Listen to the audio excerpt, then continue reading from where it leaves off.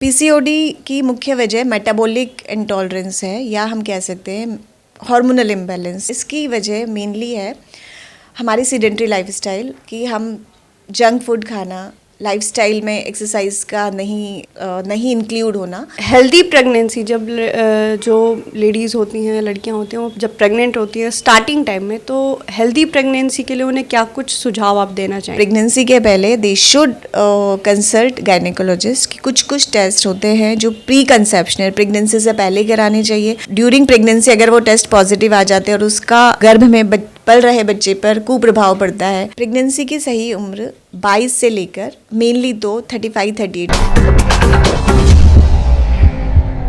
नमस्कार, मैं हूं रश्मि किरण और आप देख रहे हैं इंडिया टाइम 24 न्यूज़ का खास कार्यक्रम हेलो डॉक्टर। और आज हम आए हैं पालम में स्थित दिव्यप्रस्थ हॉस्पिटल में, जहां हमारे साथ मौजूद हैं गायनेकोलॉजिस्ट रेखा सोनी मैम, और इनसे हम बात करेंगे स्त्रियों से संबंधित क्या कुछ समस्याएं होती हैं उनके बारे में जानेंगे। तो बहुत बहुत स्वागत है मैम आपका। थैंक यू, नमस्ते मैम। मेरा सबसे पहला सवाल जो है वो ये है कि आपको हमारे दर्शक देख रहे हैं, तो आप सबसे पहले अपना अनुभव बताएं कि आपको कितने साल का एक्सपीरियंस है और कब से आप प्रैक्टिस कर रही हैं? ओके। मैं MBBS MS गायनेकोलॉजिस्ट हूँ। मैंने अपना MBBS 2005 में ख़त्म किया और PG मैंने अपनी 2009 में ख़त्म की। तो 2009 से आज we have to count 15 years का मुझे एक्सपीरियंस है। 15 ईयर्स से मैं गायनी की प्रैक्टिस कर रही हूँ, post PG 15 years. Okay ma'am, अक्सर जो है स्त्रियों में, लड़कियों में PCOD की जो समस्या है वो पाई जाती है, तो इसकी मुख्य वजह क्या है और इसका इलाज क्या है? ओके। PCOD की मुख्य वजह मेटाबॉलिक इंटॉलरेंस है या हम कह सकते हैं हार्मोनल इम्बैलेंस, सामान्य भाषा में कि ये हार्मोनल इम्बैलेंस हो जाता है। इसकी वजह मेनली है हमारी सीडेंटरी लाइफस्टाइल कि हम जंक फूड खाना, लाइफस्टाइल में एक्सरसाइज का नहीं इंक्लूड होना। तो उस वजह से महिलाओं में वेस्ट साइज मतलब वेस्ट में फ़ैट बढ़ जाता है। तो फैट में हार्मोनल इंटरकन्वर्जन, जो बैड हार्मोन होता है, वो ज़्यादा बढ़ जाता है। इस वजह से पीरियड्स लेट आना, ओबेसिटी, मोटापा बढ़ जाना, अनचाहे बाल आ जाना, एक्ने, पिंपल्स हो जाना, ये मेनली समस्याएं पाई जाती है। अगर इसको हम शुरुआती तौर पर कंट्रोल नहीं करेंगे तो बाद में प्रेगनेंसी होने में भी प्रॉब्लम आती है और बड़ी बीमारियां, शुगर हो सकती है और कोई बड़ी बीमारियां हो सकती है। तो इसलिए बेटर है कि हम शुरुआती तौर पे इसको कंट्रोल कर लें। और इसे कंट्रोल करने के लिए क्या कुछ मतलब परहेज भी करना चाहिए? जैसे खाने पीने में भी लोग कहते हैं, डॉक्टर सुझाव देते हैं ये नहीं खाओ वो नहीं खाओ, तो काफ़ी सारे परहेज की वजह से जो लोग होते हैं उनका काफ़ी कुछ खाना पीना बंद भी हो जाता है एक तरह से। तो क्या वो डाइट लें जिससे उनको सही है? तो सबसे पहले मोस्ट इम्पॉर्टेंट है कि हमें लाइफस्टाइल या बिहेवियर चेंजेस करने हैं। सबसे पहले लाइफस्टाइल मॉडिफिकेशन, उसमें आप 2 चीज़ें इंक्लूड करेंगे। एक्सरसाइज डेली, जैसे हम फ़ोन देखते हैं 1 घंटे तक, तो we have to do at least 30 to 45 minutes exercise along with diet modification. अब डाइट मॉडिफिकेशन को काफ़ी लोग कहते हैं कि ये मत खाओ वो मत खाओ, आप मॉडिफाई करो। आप अपनी चीज़ों को खाना बंद मत कीजिए। Just include lots of vegetable, fruits, liquids in your diet. Junk food आपको खाना है 15 डेज़ 10 डेज़ में आप एक बार ले सकते हैं। उसके लिए ये बंद करने की ज़रूरत नहीं है, उपवास करने की ज़रूरत नहीं है। You just include healthy food in your daily routine.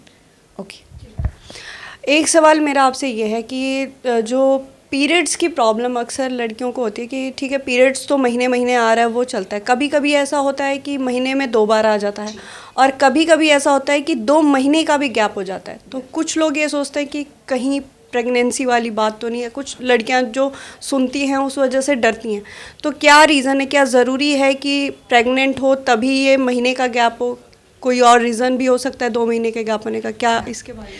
Periods सामान्यतः तौर पर 28 to 35 डेज़ में आ जाना चाहिए। अगर पीरियड्स पहले आते हैं वो भी प्रॉब्लम है, क्योंकि अगर हम उसको लगातार 3 महीने तक अगर पीरियड्स महीने में 2 बार आ रहे हैं या 20 दिन में आ रहे हैं, तो हमें उसको इन्वेस्टिगेट करना ज़रूरी है प्रॉपर तरीके पर, वरना तो खून की कमी हो जाएगी और डिस्कम्फर्ट भी, आपकी लाइफ की क्वालिटी भी कॉम्प्रोमाइज़ होती है। या पीरियड्स लेट आ रहे हैं तो मेनली आप अगर पीरियड्स टाइम पे नहीं आएंगे तो आपको हार्मोनल प्रॉब्लम्स हो सकती है, आपको ओबेसिटी हो सकती है। तो period should be on regular time, means 24 to 34 days के अंदर आपको आना ही चाहिए। उससे डिले होते हैं तो फर्स्ट तो अगर रिप्रोडक्टिव एज ग्रुप में है 15 से 45 एज ग्रुप में, तो फर्स्ट तो प्रेगनेंसी टेस्ट करना ही है कि प्रेगनेंसी तो नहीं है।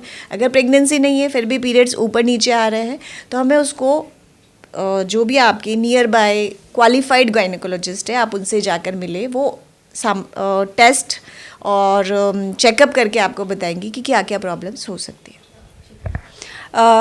हेल्दी प्रेगनेंसी जब जो लेडीज़ होती हैं, लड़कियां होती हैं, वो जब प्रेग्नेंट होती हैं स्टार्टिंग टाइम में, तो हेल्दी प्रेगनेंसी के लिए उन्हें क्या कुछ सुझाव आप देना चाहेंगे? मेरे हिसाब से तो प्रेगनेंसी के पहले दे शुड कंसल्ट गायनेकोलॉजिस्ट कि कुछ कुछ टेस्ट होते हैं जो प्री कंसेप्शनल प्रेगनेंसी से पहले कराने चाहिए, ताकि ड्यूरिंग प्रेगनेंसी अगर वो टेस्ट पॉजिटिव आ जाते हैं और उसका गर्भ में पल रहे बच्चे पर कुप्रभाव पड़ता है या बाद में अबॉर्शन की नौबत ना आए, तो एक बार प्रेगनेंसी प्लान करने से पहले डॉक्टर से ज़रूर मिलना चाहिए, ताकि वो ज़रूरी टेस्ट जो प्रेगनेंसी से पहले होने वाले और कुछ फॉलिक एसिड सप्लीमेंटेशन है वो आपको दे सके। अर्ली प्रेगनेंसी में क्या कुछ कॉम्प्लिकेशंस हो सकते हैं और इसकी सही उम्र क्या है? प्रेगनेंसी की सही उम्र 22 से लेकर मेनली तो 35-38। आजकल प्रेगनेंसी की एज शिफ्ट हो गई है क्योंकि आजकल लेट मैरिजेस होने लगी है, बट 22-21 एज से, क्योंकि कुछ कुछ गर्ल्स ऑब्वियसली गांव में या शहरों में भी थोड़ी जल्दी शादी हो जाती है, तो 21 ईयर्स की एज से कर सकते हैं। बट एज से पहले the female should be physically and emotionally fit to carry the pregnancy. Delivery कितने प्रकार की होती है और कब ऐसा समय आता है जब सर्जरी की ज़रूरत पड़ती है? डिलीवरी सामान्यतः 2 प्रकार की होती है। एक नॉर्मल मीन्स जो नेचुरल पैसेज से होती है, that is vaginal delivery. Second होती है एब्डोमिनल डिलीवरी, जब हमें नीचे से या तो कोई कॉन्ट्राइंडिकेशन हो एब्सोल्यूट कि नीचे से डिलीवरी हो ही नहीं सकती, नीचे से आवल नाल आ रखी है या नीचे रास्ता बिल्कुल बंद है, नीचे की हड्डी छूटी है या पेशेंट का बीपी बढ़ गया है, तो कुछ कुछ एब्सोल्यूट कॉन्ट्राइंडिकेशन होती है, उसमें नीचे से डिलीवरी नहीं हो सकती, तो हम सिजेरियन सेक्शन करते हैं। बाकी नॉर्मल डिलीवरी नीचे से जो नेचुरली होती है, जिसमें मदर और बेबी को कोई कॉम्प्लिकेशंस भी नहीं होते, तो अगर कोई एब्सोल्यूट कॉन्ट्राइंडिकेशन नहीं है तो we should go for normal delivery. तो जनरली डिलीवरी 2 प्रकार की हो गई। और ये सर्जरी करने का कब नौबत सबसे ज़्यादा आता है? क्रिटिकल बताया कि एब्सोल्यूट कॉन्ट्राइंडिकेशंस, जैसे ये तो हमें पेशेंट को एडमिट करने से पहले ही पता होता है, कुछ कुछ एब्सोल्यूट कॉन्ट्राइंडिकेशंस होते हैं कि जिसमें हम नॉर्मल कर नहीं सकते। जैसे मैंने बताया कोई प्लेसेंटा प्रीविया हो गया कि नीचे से ब्लीडिंग आ जाएगी, आवल नाल है, बीपी बहुत ज़्यादा बढ़ गया, पेशेंट का नीचे से रास्ता नहीं खुला है, या और कोई फाइब्रॉइड है या सीपीडी जिसको बोलते हैं कि नीचे की हड्डी छूटी है, तो उसमें तो without delivery without labour pain से हम नॉर्मल सिजेरियन सेक्शन करते हैं। बाकी नॉर्मल डिलीवरी करते करते मदर और बेबी दोनों को मॉनिटर किया जाता है। कभी भी फीटल कॉम्प्रोमाइज़ हो जाता है कि बेबी की धड़कन, जो कि हमें सीटीजी मशीन द्वारा पता चल जाती है कि धड़कन कम हो रही है 110 से कम या 170 से ज़्यादा या बीच बीच में कम हो रही है, तो ये फीटल डिस्ट्रेस हो गया। अगर ये फर्स्ट स्टेज ऑफ लेबर में बच्चे की धड़कन कम हो रही है तो सिजेरियन करना पड़ेगा, या मैटरनल कॉम्प्रोमाइज़ है, माँ का बीपी बढ़ा हुआ है या ब्लीडिंग शुरू हो गई है फर्स्ट स्टेज या सेकंड स्टेज ऑफ लेबर में, तो भी हमें एब्डोमिनल डिलीवरी या सिजेरियन सेक्शन करना पड़ता है, ताकि हम मदर और बच्चे को सेफली फैमिली को दे सकें। चलिए, आपने काफ़ी सारे सवालों का जवाब बहुत अच्छे से दिया। अगर आपसे कोई पेशेंट कंसल्ट करना चाहता है, आपको दर्शक देख रहे हैं, तो आपकी ओपीडी टाइमिंग क्या है और दिव्यप्रस्थ हॉस्पिटल में क्या कुछ स्पेशलिटीज़ हैं? मेरी ओपीडी टाइमिंग है 9:30 AM to 11 AM Monday to Saturday in the morning, और इवनिंग में 6 to 7:30, वो भी मंडे टू सैटरडे। और दिव्यप्रस्थ में ऑब्स्टेट्रिक्स और गायनेकोलॉजिस्ट दोनों सुविधाएं उपलब्ध है। ऑब्स्टेट्रिक्स में नॉर्मल डिलीवरी, सिजेरियन, गायनेकोलॉजिस्ट में दूरबीन वाली सारी सर्जरीज़ और ओपन सर्जरीज़, ये सारे अवेलेबल है। बहुत बहुत शुक्रिया मैम, आपने हमें अपना कीमती समय दिया। तो ये थी डॉक्टर रेखा सोनी हमारे साथ, और इन्होंने काफ़ी कुछ बातें बताई हैं। अगर हमने कोई सवाल इनसे नहीं पूछा है जो आप जानना चाहते हैं, तो हमें कमेंट बॉक्स में कमेंट करके ज़रूर बताएं। अगली बार जब भी हम इनसे मुलाकात करेंगे तो सवाल आपका ज़रूर हम इनसे पूछेंगे। कैमरा जर्नलिस्ट प्रशांत के साथ रश्मि, इंडिया टाइम 24 न्यूज़। खबरों से खबरदार रहने के लिए चैनल को सब्सक्राइब करें और प्रेस करें बेल आइकन।